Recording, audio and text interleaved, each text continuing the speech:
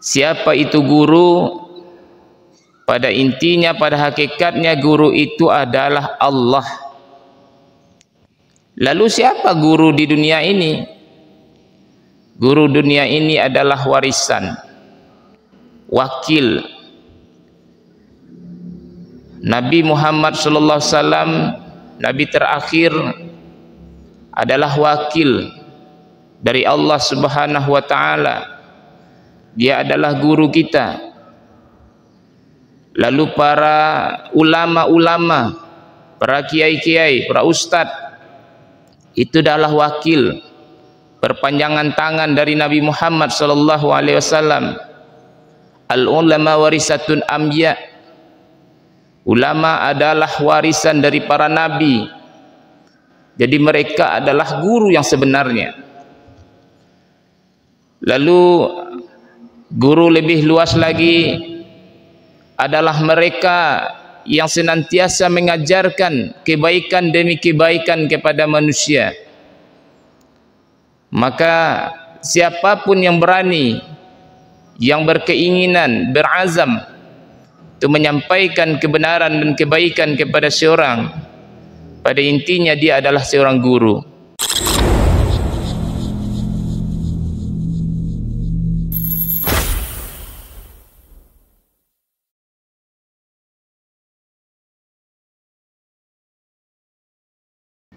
Assalamualaikum warahmatullahi wabarakatuh.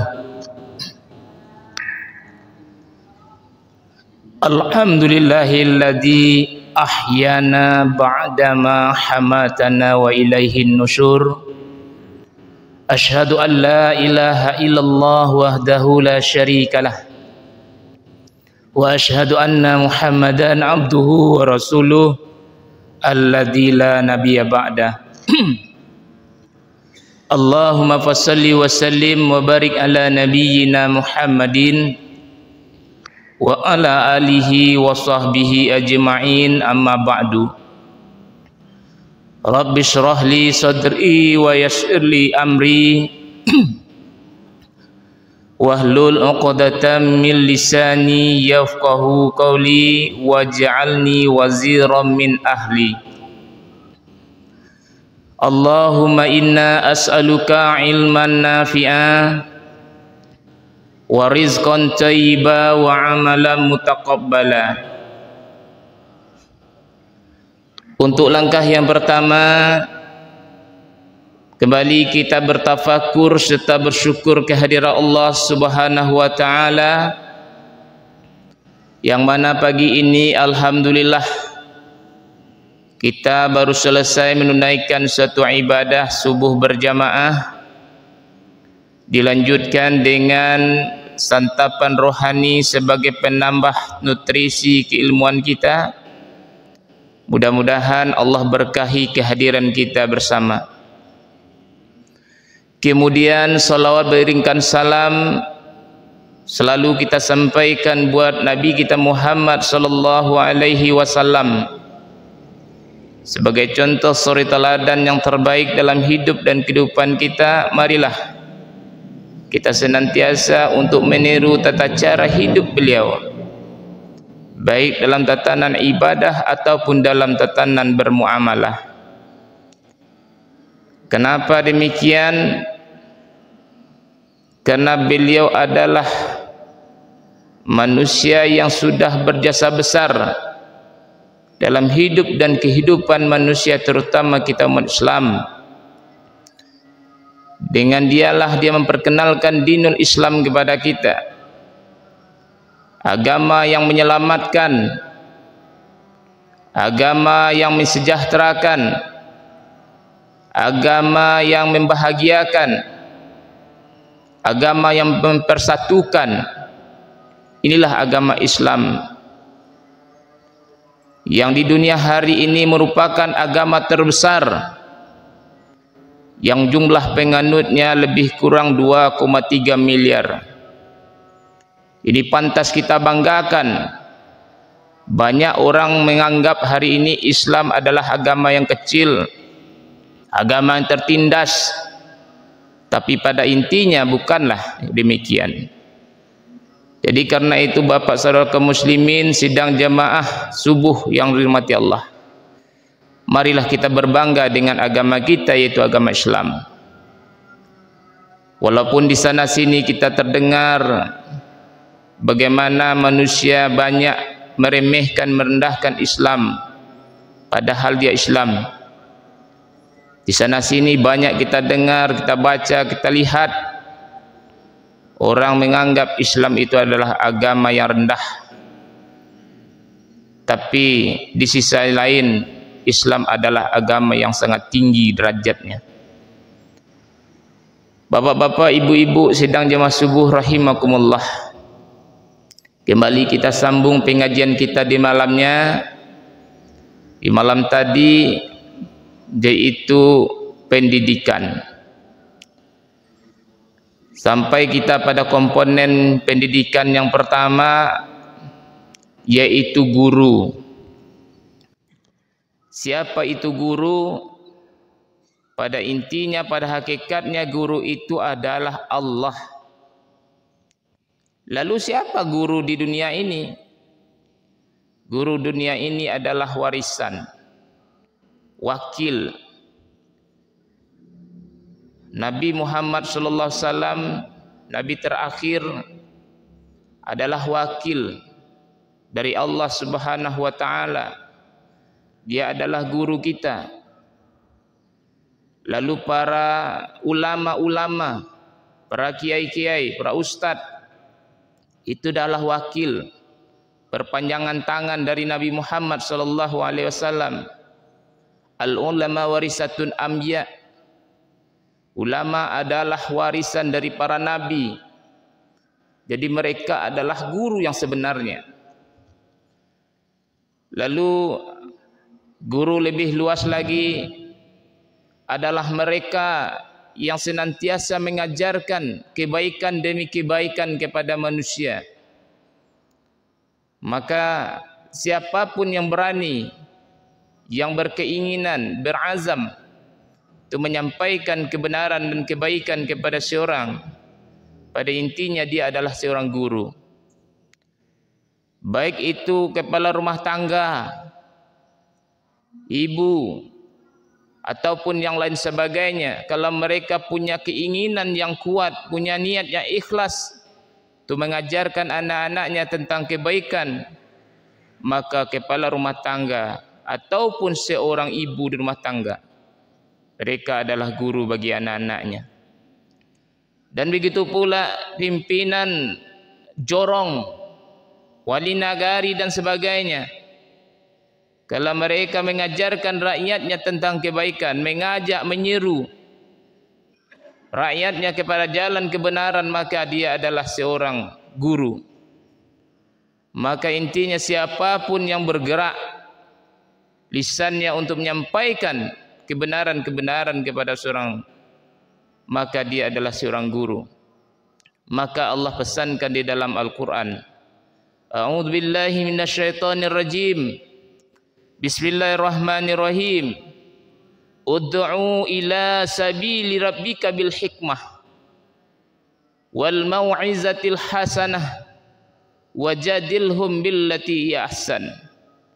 Ajaklah, serulah manusia ke jalan Allah dengan hikmah, dengan pelajaran yang baik dan istiqomah. Maka ayat ini mengajarkan kepada kita akan pentingnya kita berbagi ilmu, mengajak manusia kepada jalan keselamatan, menuju jalan kebahagiaan kampung akhirat yang kekal abadi nantinya.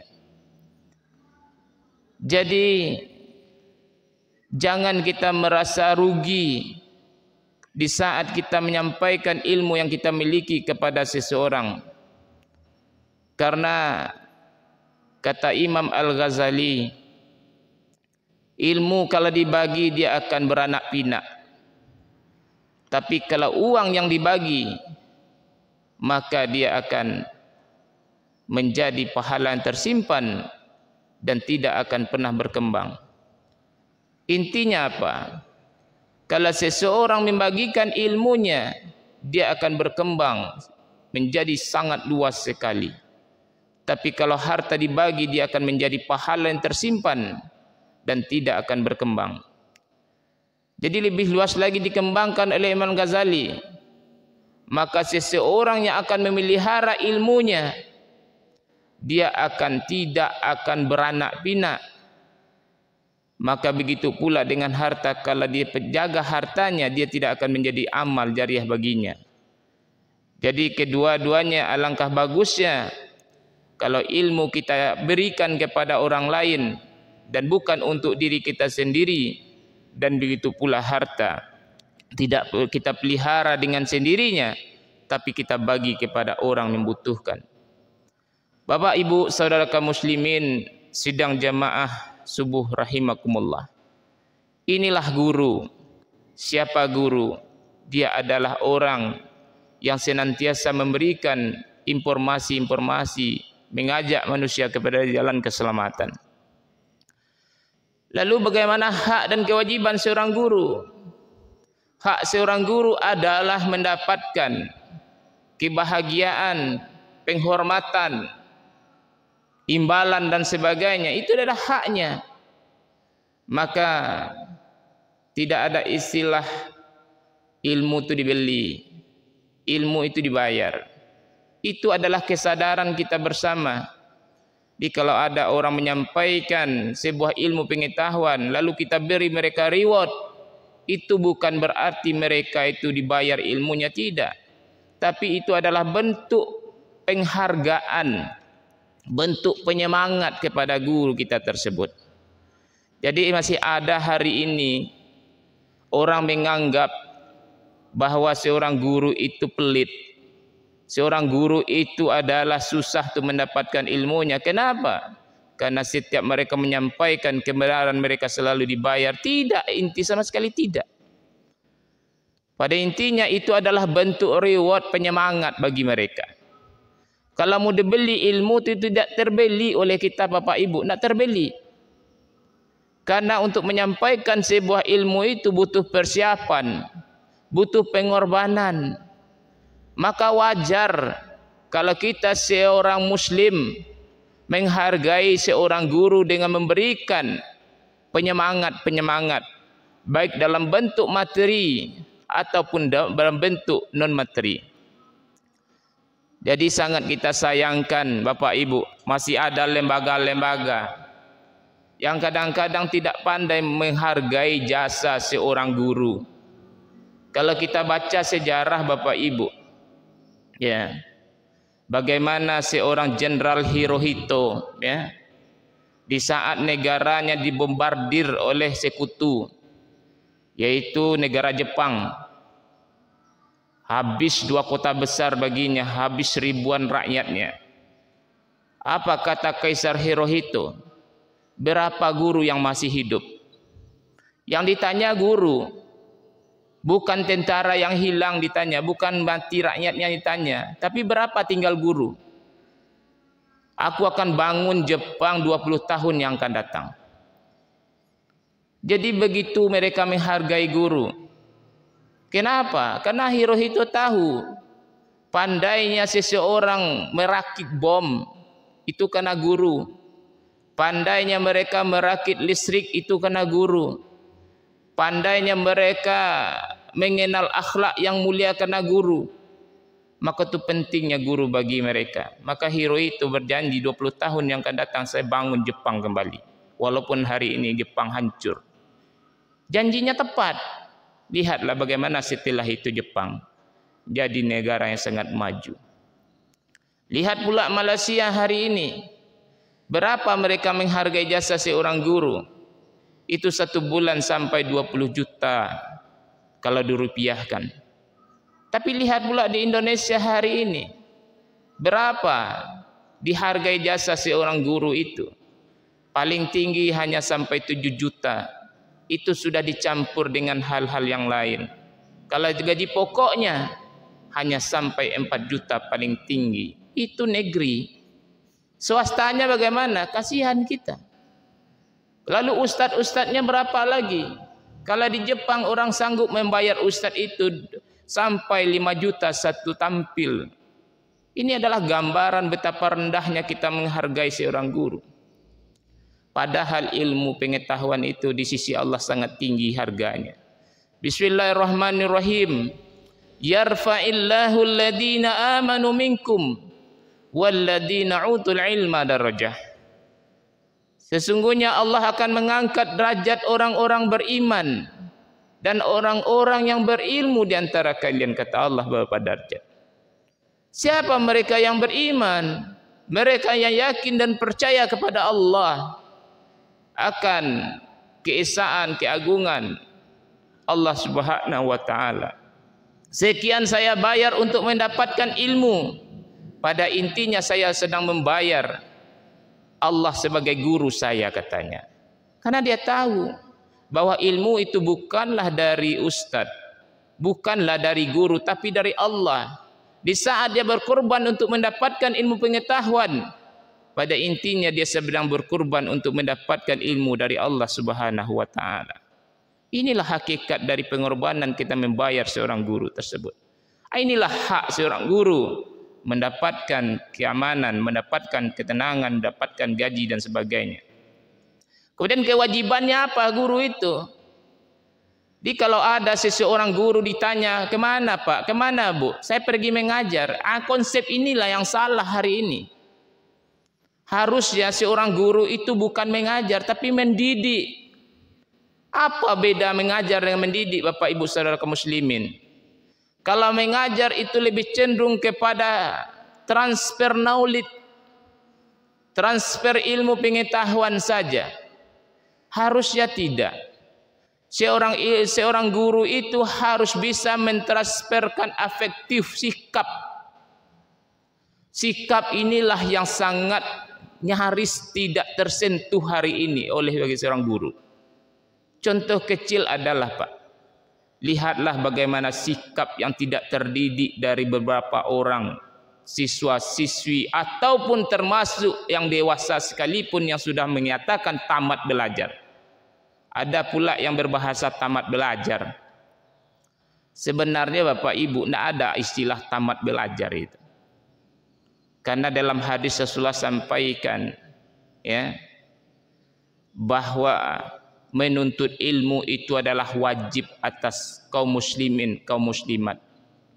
Talabal ilmi faradatan ala kulli muslimin wal muslimat. Di menuntut ilmu itu adalah kewajiban atas seorang muslim dan muslimat. Jadi kewajiban sampai dia nanti akhir ayatnya wajib menuntut ilmu. Lihatlah sikapnya, bagaimana sikapnya? Contoh kecil. Kita di pasar nih Bapak saudara kaum muslimin. Coba lihat, bagi yang pedagang, tolong kita lihat itu para pembeli kita. Ada pembeli itu yang sopan, ada yang tidak. Yang sopan itu pasti mereka itu mengalami pendidikan sikap waktu dia menempuh pendidikan. Apa contohnya? Ada enggak? Ada minyak manis enggak? Ada minyak makan enggak? Apakah seperti itu orang yang membeli ke tempat kita punya sikap yang baik itu? Atau ada air aqua gelas enggak? Ada enggak orang bertanya seperti itu di kedai kita enggak? Ada aqua gelas enggak? Kalau seperti itu enggak punya sikap itu Bapak saudara kaum muslimin. Harusnya bagaimana? Assalamualaikum warahmatullahi wabarakatuh. Pak, Bu, ada aqua gelas enggak? Itu baru punya sikap yang baik. Nah, kita terasa betul Bapak Ibu ya, kalau kita seorang pedagang itu, si pembeli kita itu ya, bersikap yang baik atau tidak. Bisa saja kita tidak menjawab itu boleh tuh Pak, ya, Bu. Ada aqua gelas enggak? Ada aqua gelas enggak? Tanya itu sama siapa bertanya, Nak? Sama siapa bertanya, Pak? Saya ini bukan patung, saya ini bukan tonggak. Ya gitu kan bisa itu. Nah, kita didik tuh Pak, jangan kita diam, kita didik mereka. Nah, ini adalah salah satu sikap, kewajiban seorang guru, mengajarkan manusia akan kebenaran. Nah, itu contoh kecil baru. Belum lagi tata krama kita saat bertemu. Ya. Saat bertemu pun kadang-kadang kita tidak punya tata krama yang baik. Jadi inilah tugas seorang pendidik, ya, yang disebut kreator dalam bahasa ilmiahnya. Kalau guru disebut aktor. Biasanya kalau pengajar itu aktor, Bapak Ibu, ya. Kalau pendidik itu kreator. Kalau pengajar itu aktor. Kalau aktor itu berdirinya di belakang layar.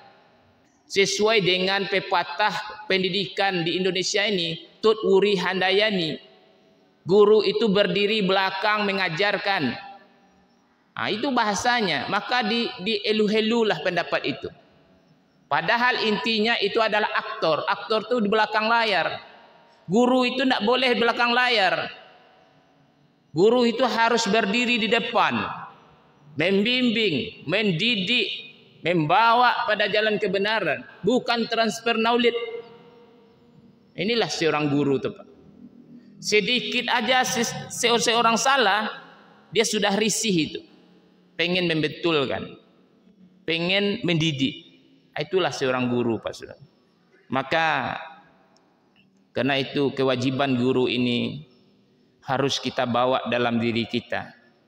Karena kita sebagai orang tua, pemimpin masyarakat, pemimpin adat sebagainya, kita tidak boleh diam dengan keburukan-keburukan, kemaksiatan-kemaksiatan. Karena kita sudah dididik dengan nilai-nilai seorang guru, bahwa kita seorang guru adalah mendidik, bukan hanya sekedar mengajar, Bapak saudara kaum muslimin sidang jemaah. Kemudian apa profesi yang harus dimiliki seorang guru? Walaupun kita kepala rumah tangga, walaupun kita seorang ibu rumah tangga, walaupun kita seorang pemimpin masyarakat, pemimpin adat, kadang-kadang kita tidak pernah bersentuhan dengan ilmu keguruan, tapi setidaknya kita harus paham apa profesi, ya, apa kekuatan yang harus kita miliki dalam jiwa kita seorang guru. Yang pertama adalah profesi pedagogik. Jadi kita seorang guru harus paham betul apa saja yang harus diajarkan, apa saja yang harus kita kuasai dalam mendidik itu. Profesi pedagogik itu adalah profesi tentang keilmuan pendidikan itu tersendiri. Paham metodenya, paham langkah-langkah pengajarannya, ya. Contohnya adalah metode Iqra. Ya, hari ini metode Iqra itu nyaris terlupakan, padahal itulah metode yang diajarkan dalam Al-Qur'an. Surat pertama yang turun pada Nabi kita Muhammad sallallahu alaihi wasallam yaitu metode Iqra itu, Bapak saudara kaum muslimin. Bismillahirrahmanirrahim. Iqra bismi rabbikal ladzi khalaq. Khalaqal insana min 'alaq. Iqra wa rabbukal akram alladzi 'allama bil qalam. 'Allamal insana ma lam ya'lam. Bacalah. Ya, bacalah. Artinya apa? Semua kita disuruh untuk membaca. Ya, membaca. Membaca adalah cara, membaca adalah metode. Maka dalam hidup ini, Bapak saudara kaum muslimin, kalau kita pengen cerdas, pengen pintar, harus rajin membaca. Ya. Bagaimana pepatah yang disampaikan oleh Buya Hamka, alam tak kembang jadi guru. Kapan alam terkembang ini jadi guru? Kalau kita baca. Kalau tidak kita baca, tidak akan bisa. Alam ini menjadi pendidik bagi kita. Alam ini menjadi sebuah ilmu bagi kita. Tidak bisa. Lihatlah bagaimana alam bercerita tentang kisah kaum Lut. Ya, sampai hari ini masih terbentang. Kaum Samud, lihatlah alamnya. Masih ada buktinya, Bapak Ibu, alam itu. Ya, kaum Samud ditenggelamkan oleh Allah ke bumi. Sekarang menjadi lautan mati. Tidak satu pun makhluk yang bisa hidup di lautan mati itu karena garamnya sangat tinggi. Kemudian bau menyengatnya sangat kuat. Tidak satu pun, ya, binatang yang bisa hidup. Jangankan manusia, ya, Binatang aja tidak bisa hidup dalam itu. Kan alam itu. Ya. Dan itu sudah diakui oleh dunia bahwa memang terjadi ya, azab Allah ketika itu. Banyak lagi cerita-cerita alam, bagaimana tsunami Aceh ya, cerita alam. Kapan kita bisa menambah nutrisi keilmuan kalau dibaca? Nah, inilah Bapak Saudara kaum muslimin ya, pemahaman kita. Maka seorang guru harus mempunyai kemampuan diri itu pada gugis tersebut. Kemudian adalah profesi personal. Seorang guru harus berwibawa. Seorang guru harus berakhlak mulia. Seorang guru harus bertanggung jawab. Seorang guru harus bisa dicontoh ucapan dan perbuatannya. Tidak boleh seorang guru itu menjadi penonton, tapi seorang guru harus menjadi pemain. Hari ini Bapak Ibu, banyak guru itu jadi penonton daripada pemain. Harusnya tidak. Maka sadari Pak saudara kaum muslimin ya, bahwa tugas kita seorang guru adalah membimbing ya, maka patuhilah ya. Karena pada intinya di saat kita membimbing orang kepada arah ke jalan kebaikan, kita sedang mengejar kebaikan di sisi Allah Subhanahu wa taala. Dah, ini dua aja yang dapat saya sampaikan pada kesempatan ini. Siapa guru adalah mereka yang senantiasa mengajak manusia kepada jalan kebenaran, dan guru itu mereka adalah siapa saja yang berkata kebenaran mengajak manusia kepada jalan, dia adalah seorang guru. Kemudian hak kewajiban guru itu adalah haknya untuk mendapatkan keamanan, kenyamanan, mendapatkan reward dan sebagainya. Dan kewajibannya adalah senantiasa membimbing, mendidik ya orang lain kepada jalan keselamatan hidup dunia wal akhirat. Kemudian profesi-profesi yang harus dimiliki seorang guru adalah profesi pedagogis personal. Insyaallah lain kali kita sambung dengan profesi lain. Karena waktu yang sangat bataskan kita Bapak Ibu sekalian, harus kita berpisah pagi ini. Kita tutup membacakan doa Fathul Majlis. Subhanakallahumma wa bihamdika asyhadu an la ilaha illa anta astaghfiruka wa atubu ilaika. Barakallahu fikum. Assalamualaikum warahmatullahi wabarakatuh.